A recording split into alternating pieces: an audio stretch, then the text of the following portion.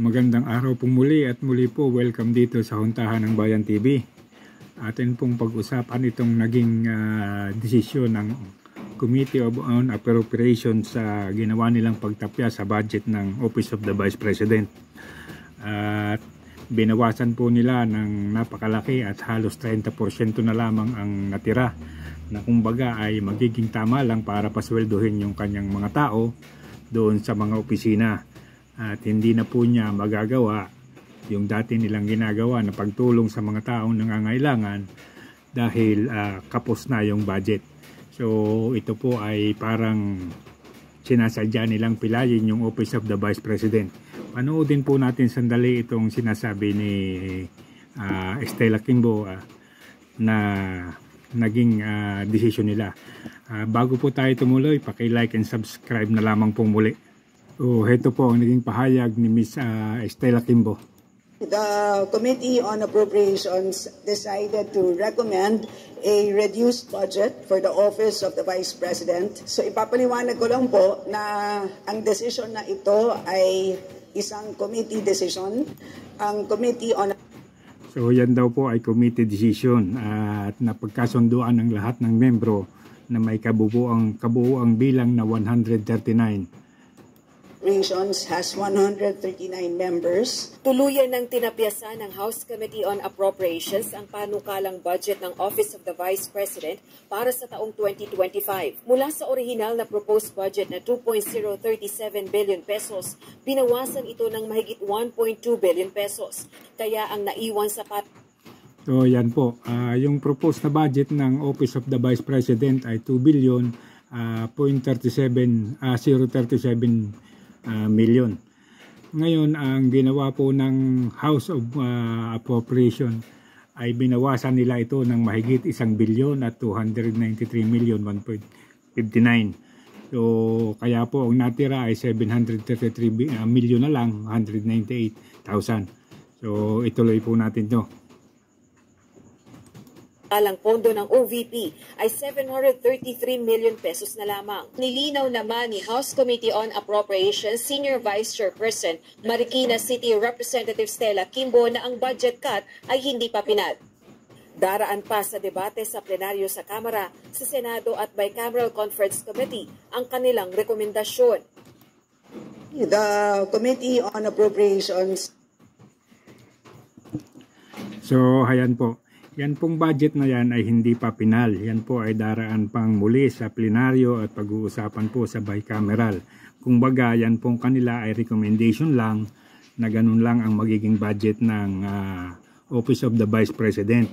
At yung pong tinapyas ay dadalahin daw po sa DOH at saka sa DSWD para po doon sa AX at saka hindi ko matandaan kung ano yung programa ng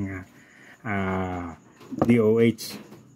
So matatandaan po nating lahat na noong unang hearing,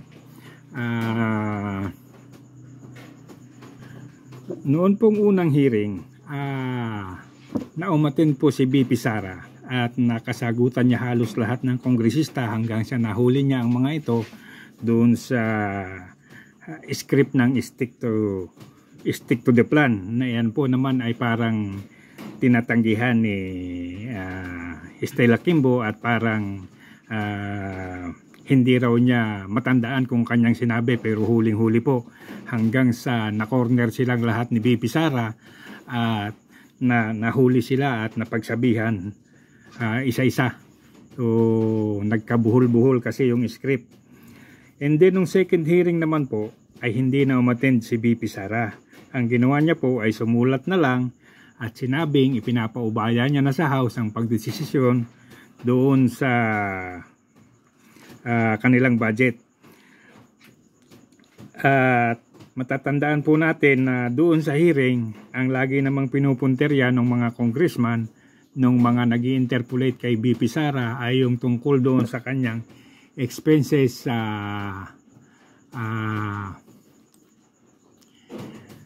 confidential fund.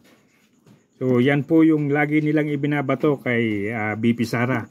Pero kasabay po halos nung hindi niya pag-attend sa hearing ay in-expose niya na po si Saldico at si Tambaloslos na siya lamang daw kumukontrol sa budget ng Pilipinas at siya rin ang may pakana ng mga dagdag pondo doon sa DepEd at sa iba pang ahensya na halos umabot ng 290 billion. So naging malaking issue po yan. At ang nangyari po dyan, si Congressman Dante Marcoleta ang nagdepend kay Sara at pinagsabihan yung committee na hindi na ba raw sila sumusunod doon sa tradisyon at sino ba ang nagbigay raw ng karapatan dito sa committee na ito na huwag nang sundin yung desisyon. So naging issue po yan at nasuspende yung hearing. And then itong pangatlong hearing daw po ay napagdesisyon na ng Appropriation Committee na isang unanimous decision na tapyasan yung budget at tirahan na lamang si BP Sara ng 793 million. At yung iba po niyan ay mapupunta na doon sa DSWD at DOH. So matatandaan po natin na ang lahat ng ginagawa nilang rason ay dahil doon sa mga notice daw ng disallowance ng COA at doon sa mga kino-question nilang expenses ni Sara kung paano niya nagastos yung confidential fund. Pero naglabas po ng report yung COA. Panoodin po natin. So, ito po yung naging report ng COA. Natanggap ng Department of Education o DepEd sa pamamahala ni Vice President Sara Duterte ang pinakamataas na COA audit rating noong 2023 at 2022 sa unang beses noong 2022. Yes, sa unang pagkakataon, ang Department of Education ay binigyan ng unqualified opinion ng Commission on Audit o COA sa mga financial statement nito sa pamumuno ni VP Inday Sara Duterte. Malinaw naman na sa 2 taon ni VP Sara sa DepEd isa ito sa major accomplishments ni VP Inday. Pumalit siya sa huling kalahati ng 2022, ngunit ang responsibilidad ng paghahanda ng mga ulat sa pananalapi para sa buong taon ay nasa ilalim ng kanyang pamumuno. So yan po ang naging report ng COA at napakataas po ng binigay sa kanyang rating. Siya po ang binigyan ng isa sa pinakamataas na rating at yan po ay bilang sagot doon sa sinasabi ng mga congressman doon sa Appropriation Committee na may problema raw si Sara doon sa pagiging sabi pa nga nila gastadora at doon sa malisyosong paggastos ng confidential fund. So para po silang sinampal ng matindi nito kasi mismo yung COA sinasabi nila na may mga notice of disallowance ay nagbigay ng ganitong report. So balikan po natin itong si Ms. Estela Quimbo. Mula po nung i-expose ni BP Sara yung tungkol doon sa katiwalayan doon sa Appropriation Committee, yung ginagawa ni Saldico at saka ni Martin Romualdez, nagkagulo-gulo na rin po ang katahimikan nitong si Estela Quimbo. Lumabas po kasi yung maraming issue. Una, yung pagkakaroon niya ng mamahaling mga gamit at nagtataka po yung taong bayan kung paano siya nakakuha ng mga ito. So yan po yung mga collection niya ng mga mamahaling gamit, mga bags at may mga alahas pa po yan ng bilyones ang halaga. At ang pinagtataka po ng taong bayan at ng mga kasamahan niya sa Kongreso ay paano niya nakuha ito, gayong hindi sapat yung kanyang sweldo. At bukod po dyan, marami pang naging issue. May sinasabi pa po na yung mga issue para pondo para doon sa infrastruktura ng Marikina na nasa 300 million o 3 billion ay hindi maipaliwanag nitong si Estela Quimbo. So sa madalit sabi po, nakalkal yung kanyang mga itinatagong baho at mukhang hindi magiging maganda ngayon sa kanya yung naging resulta ng ginawa nilang pagtapyas ng pondo ng Office of the Vice President. Samantalang sa punto naman sa side naman itong si Saldico, nabunyag naman yung kanyang mga kalukuhan. Yung pagdadagdag ng pondo dun sa mga ahensya, actually ang sinasabi ni Sara ay yung DepEd ay nagkaroon ng dagdag na pondo na 10 billion, samantalang yung ibang ahensya na nagsabi na rin, yung DOTR, DPWH, at meron pang dalawa na halos umabot ng 290 billion. At naungkat din po yung naging kaso nitong si Saldico na sinasabi ni Senator Joel Villanueva.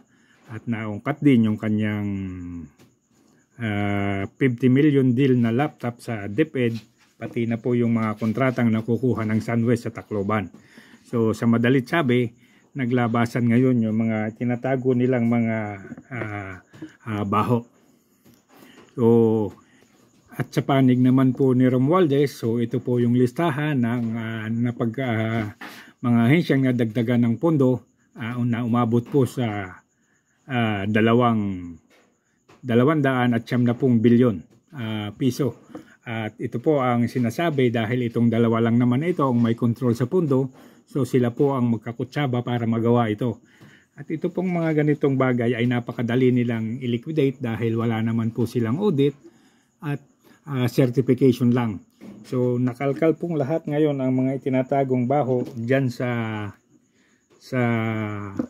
Appropriation Committee. So malang mga ngayon, ang mangyari dyan doon sa mga tinapyas na pondo kay BP Sara o doon sa office ng Vice President ay maging problema ngayon ng Committee of Appropriation. Dahil po yung sinasabi nilang mga rason na hindi pagsagot ni Sara daw doon sa mga tanong tungkol doon sa mga notice of disallowance na ang sinasabi naman po talaga ni Sara Duterte ay nasa COA na. At ito pong maglabas ang COA ng kanilang report ay medyo hindi maganda ito para sa Committee on Appropriation. At sa tingin ko ngayon dito, mukhang magkakanya-kanyang lusot itong mga miyembro dahil yung pong kamukha ni Benny Abante na isang bishop na sasabihin ay isang makadiyos, pero nakakalusot sa kanya yung mga dagdag pondo. Ganon din po yung si Luistro, yung si Dan Fernandez na napakagagaling ng mga kongresista, at si Paduano, nandiyan din po yung si Sia Adjong ng Mindanao, at yung Makabayan Black na sina Raul Manuel at si Franz Castro, pati si Brosas, nakakalusot po sa kanila yung mga dagdag pondo. So ang ibig pong sabihin, may kinalaman sila sa mga nangyayaring ito. So ang tingin ko po rito, masisira talaga yung Appropriation Committee at magkakabangga ngayon yung sa bilateral o bicameral meeting yung Senado at saka yung Kongreso. So tingnan po natin kung ano ang magiging resulta niyan. Hanggang dito na lamang po muli at magandang araw. Muli po, paki-like and subscribe.